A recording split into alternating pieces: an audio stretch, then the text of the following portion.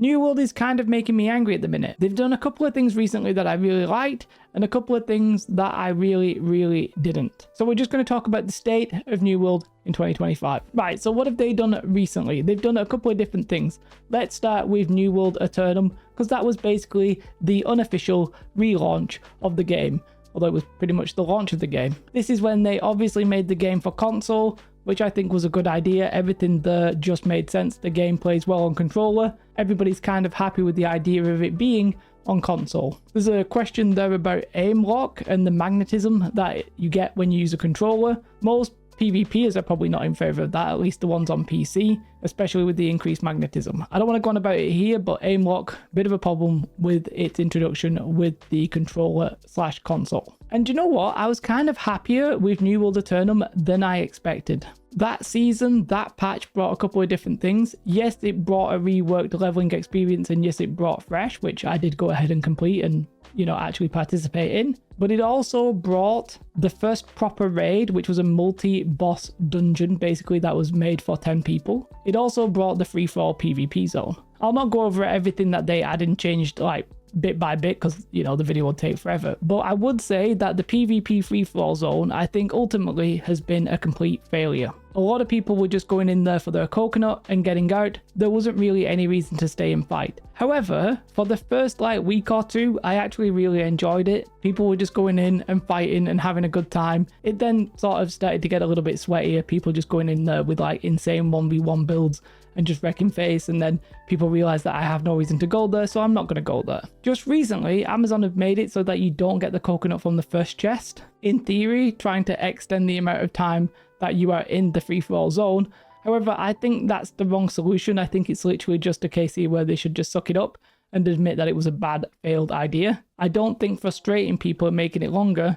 is actually making it better. I would personally consider revamping this entire zone to something else in the future. The thing with the PvP zone, we always said it would be a little bit difficult to balance. You either make it so it's super rewarding and you need to go there, in which case it would get toxic because there'd be loads of, you know, snipers with muskets killing you. Or you make it so that it's not that important and you can just go and get in and get out and nobody's really bothered about it, and then it's effectively dead. It was hard to balance. They've not balanced it, and I don't think you can. Or at least I don't think Amazon will. So the free-fall zone kind of made me a little bit like, it's okay, not bad. It is what it is. What I really enjoyed with New World Aeternum was the Gorgon raid. The Gorgon, for me, is some of the best content I've ever experienced in New World. I really like the Gorgon raid. I actually say I think my favorite content might be Arena, then my second favorite might be Gorgon, and my third will probably be Outpost Rush. But the Gorgon difficulty for me, beautiful. The rewards, beautiful. I know it's a little bit gated by the community, and that's always going to be a problem in a game where players get to dictate who's in and who's not. Having a queuable Gorgon is apparently something that's going to be coming at the end. Well, I was going to say the end of this year, but it's on the end of the roadmap or whatever that is in time-wise. I don't know. But for me, Gorgon is literally perfect. Yes, you kind of need the right kind of damage, like you need the gear to do it. You don't really have to vet everybody's gear precisely. And yes, you need people to actually do the mechanics and stuff like that. I think it's beautiful. I think if we would have had that kind of content from the start, New World would have been a completely different game. For me, Gorgon is completely perfect. The worm is kind of an example where it's too much for me, the worm. Yes, I actually kind of need to do the worm, by the way. But the reason I'm not doing it is because I don't want to go through all that faff of having, you know, exact specific right builds and right team combinations and stuff like that. It's kind of like too much effort for me. Now, I would have possibly been up for doing the worm had I not already done it. Like, basically, we did it when it came out. I don't really have the impetus to go ahead and do it now. Yes, it would be doing it for slightly better rewards than what I currently have, but I just don't fancy that challenge. For me, the Gorgon is perfect, the worm is too much, but for other people, they might not agree with that. However, that does lead me in to the first problem that we come across. We get a great Gorgon raid, and when do we next get the raid? Well, you check the roadmap, and it's right at the very end of the roadmap. We didn't get it in the next season. We're probably not going to get it in the subsequent season.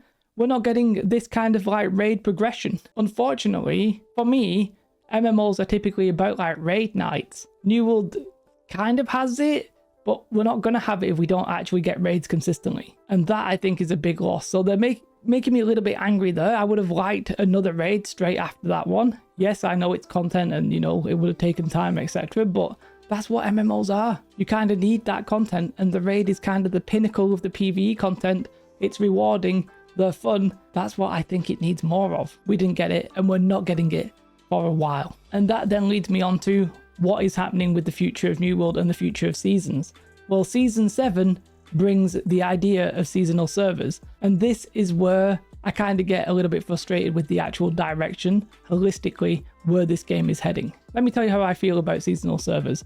I think by default, they don't necessarily belong in an MMO. They can do if it's like a seasonal server where you're playing catch up, and they can do if it's like an old classic version or something like, you know, classic World of Warcraft or hardcore World of Warcraft. But I don't really agree with having these different rule sets in an MMO where you actually go back and play the same content. It might work in a couple of different games, and I think like a hyper server where you like catch up would also possibly work. And to be fair, the PvP server kind of is that. But traditionally, I think seasonal servers and making a new character is pretty dumb for an MMO.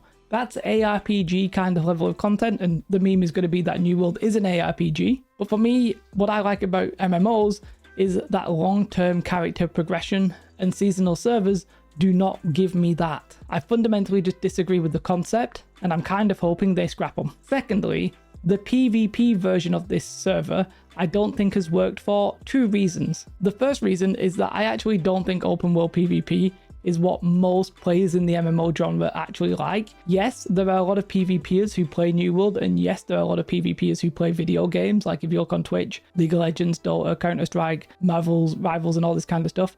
PvP games are popular, but I don't necessarily think PvP MMOs have ever really been that popular. There's some counter examples, of course. Albion Online, Classic WoW with its PvP mode is kind of interesting as well. But in the main, that's how I feel about PvP servers. So I think it's kind of a bad choice from the start.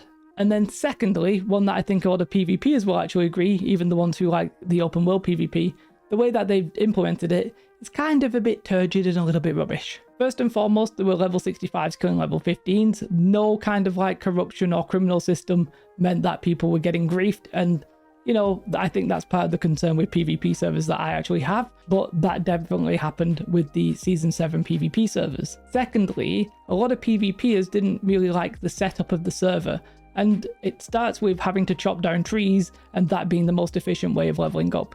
Now, conceptually, I don't think that's as bad as people say. When you think about games that are PvP games, a lot of the times you are actually fighting over resources. Like that's the whole stick of Ashes of Creation, for example. That's what they want you to fight over. And I think like Dune Awakening will be about fighting over the spice. Fighting over resources kind of makes sense, but I think just chopping down trees aimlessly with no competition was probably a little bit rubbish. I also think that it's a little bit weird the way that they've done the gearing. I don't want to go into a big tirade about this, but either the gearing is so expensive that nobody's wearing the gear, or it's so cheap that it doesn't matter. It's just a little bit awkward to balance, which inevitably a lot of things with PvP are. But most of the time, the PvPers aren't wearing the new stuff, or if they are, they're going to play like a ratty build where they're not going to die. And for me, ultimately, even if you do like it, which by the way, if you do like it, fair enough, I'm not trying to take it away from you because it's already happened. But for me, the whole implementation has been a little bit meh. I kind of wish they would have done something seasonally like the PvP server,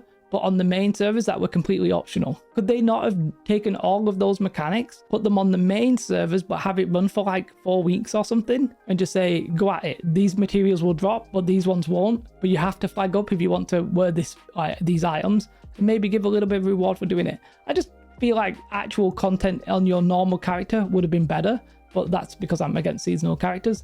And I think if you're going to do a PvP server, it would also help if it was actually going to be permanent. I played the PvP server, and honestly, the fact that my character was just going to be another character that I had that I probably wasn't going to play just put me right off. If they would have done a PvP server at the launch of Aeternum, maybe I would have mained it and maybe it would have been interesting, and then I could have had a PvP character and my legacy character. But just the way we have it, I felt like it's fallen flat. So yeah, not a big fan of what they've been doing there. However, what they've done recently, which you know about at this point, is the Outpost Rush map. Now, I've been playing the Outpost Rush map. I actually streamed it all weekend. Like I did a massive 50-hour stream and then streamed it 9 hours the next day and 8 hours the next day. I did a lot of this map, and I've got to tell you, I really, really liked it. I'm not going to do a full critique here because, again, I could make a very long video just about the Outpost Rush map, but I liked it. There's a couple of like things that probably need addressing. The bridges are pretty pointless. One side seems to get into the middle before the other. One side you can actually sneak up onto the rocks onto the bridge where you can't do it on the other side. A lot of people are just ignoring the top half of the map, but actually I think that's kind of okay. I would like a passageway from mid to top, but that's just my version of that. They don't have to do that. And then players simply don't know how to play it because they're all fighting mid where the actual side points are where you get the points. I like the new map. I thought it was really good, visually very good. I liked how like chaotic it is. Some classes are better than others on it. I really liked it. Some people didn't, but I think a lot of us did. When that gets implemented into the live game, which by the way looks like it might be around like May 10th or something like that, I'm going to be very, very happy. What I would say though is that I really hope they kind of don't just have it like the arena map. I don't really like this system where it's on for a week or two and then they change for another week or two. What we kind of need for both arena and Outpost Rush is that you queue into one and you don't know which one you're getting, and it's just like 50-50 basically. I think that would be way more fun to not know what you're getting. It will keep things fresh. Otherwise, you're going to have people being like, oh, it's this map. You know, I think that feeling will sort of dissipate if it's a little bit random. But yeah, I really like the Outpost Rush map. But oddly, that kind of makes me more frustrated at the minute. I really like that. And then I'm annoyed at all of the other strange things they're doing. Well, and the fact that the Outpost Rush map isn't coming, we think, for another 3 months, basically. It's kind of wild to me that they're doing it like this. I think we got it in a preview form because the PTR has kind of disappeared. We don't have a PTR anymore. So the PTR was live. And you know what? I actually think in that regard, it makes sense because people actually played this Outpost Rush map. If you put it on a PTR, people don't really do that. People get a couple of games and then it just stops. This way I thought worked in that sense. And hopefully they'll listen to feedback and we'll get some good changes. But we need more, right? Basically, I don't want to be greedy. We need more. And unfortunately, what we're getting, what we just tried, is only coming out in May. I don't want to be like too dramatic, but basically we got season 7 in January. We're getting season 8 in May. Now it's not actually 5 months. It's more like actually 3.5 because it's going to be the end of January and the start of May. But it just sounds bad. It feels bad. And if I'm honest with you, I don't think 2025 is going to change that much. The way I see 2025 right now is kind of similar to the way I see 2024. I think from this point until round about August, it's going to be relatively quiet. If I was a betting man, which I kind of am, but I'm not really, I would suggest and bet that we are going to get an expansion at the end of this year. Now, that's completely, purely speculative on my part, but why would they give us more content if they're not charging for the content? They're obviously going to try and milk us a little bit, and my teats are ready to be milked. And I think the best way of doing that will be an expansion. There's a chance it could go free to play or some other kind of like alternative that I've not seen. Maybe we'll get honing with with the Umbral Shard V2. I don't know. I'm not a savant, but I am very interested in the future of the game. I just think we're going to be a little bit quiet from now until October again, probably. But yeah, they're kind of making me angry at the minute because I really like the Outpost Rush map. It makes me angry that we didn't have it like 2.5 years ago, but they talk now about how they're in the content pipeline mode. So maybe we are going to get different maps, different game modes. It's all on the roadmap. That looks sensational. The future of the game sounds good on the paper of the roadmap. In practice, it's probably not going to change until the end of the year, I think. And I think they should do away with the idea of seasonal servers. I do not think they belong in any guise in an MMO. And I don't think they belong in the way that Amazon are doing them. Having a hyper server, where you would like catch up every 6 months, and maybe it's just for a shorter period than 3 months, would be kind of enjoyable. Give people the option of catching up, give people that fresh start feeling. But for me, the PvP server was literally just deja vu, and I was fatigued. I didn't want to do it, so I stopped. So that's what's going to happen, right? I think New World's going to be quiet for the rest of the year. Like, we are going to start trending down. That's completely fine. I would expect them to do that. I kind of want them to do it in a way. I want them now to go on a little bit of a, not a hiatus in terms of development, but a hiatus in terms of what they show us and what they present to us, and then really, really pop off in October with an expansion because the console players will buy it, the rest of the PC players will buy it, and I'll buy it. But yeah, I'm not a fan of seasonal models. I understand they probably did it to sell the season pass, but I think it's been a failure. I think they should sometimes just accept some things have failed, and instead of trying to redo them in a way, I'm pretty sure that the reason we had seasonal servers is because the season pass probably isn't making enough like money.